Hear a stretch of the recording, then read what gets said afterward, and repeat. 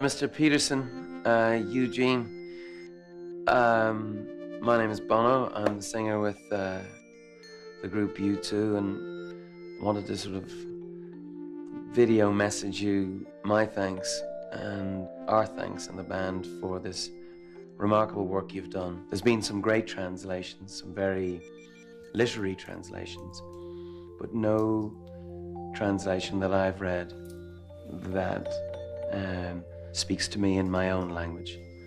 So I want to thank you for that. Take a rest now, won't you? Bye. I never heard of Bono before. And then one of my students showed up in class with a copy of the Rolling Stones. Rolling Stones? And in it, there was an interview with Bono in which he talked about me and the message. And he used some, slangy language about who I was.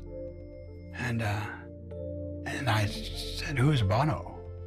And they were dumbfounded. I'd never heard of Bono. But that's not the circle that I really travel in very much.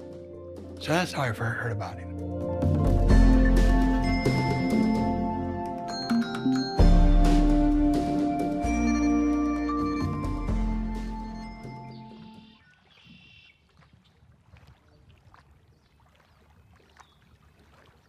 I waited and waited and waited for God.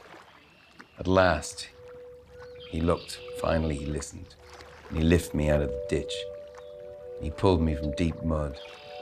He stood me up on a solid rock to make sure that I wouldn't slip. He taught me how to sing the latest God song.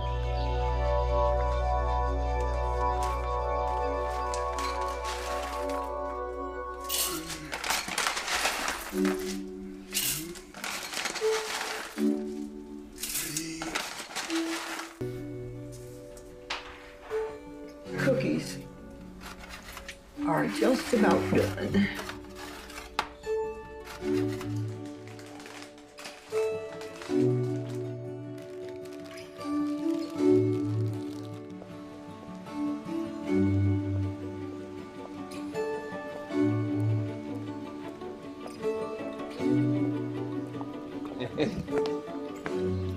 Now look at this.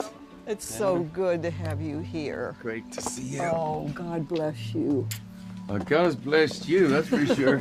Look where you live. This is quite a spot. You know, I just realized, never been to Montana. Haven't you really? So many gifts already. just since being here. And welcome to the Flathead. That's what I always like to say to people when they come.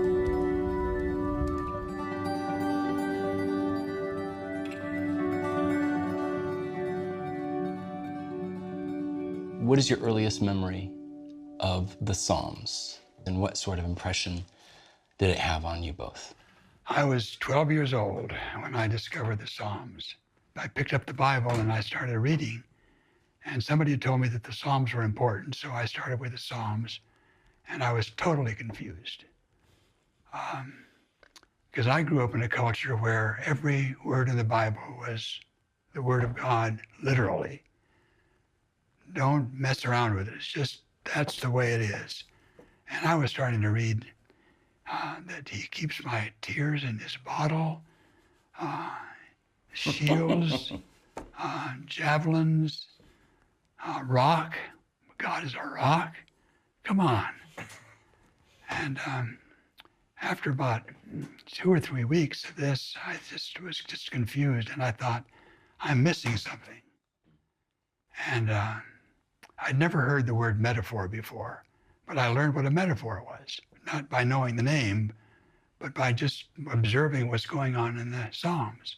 So I think the Psalms are important because they, for some people, like me, at 12 years old, they showed me that imagination was a way to get inside the truth.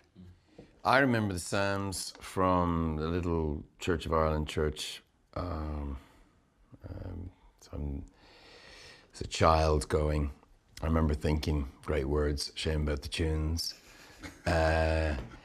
Except for The Lord is My Shepherd, which was a great tune, and I really like that.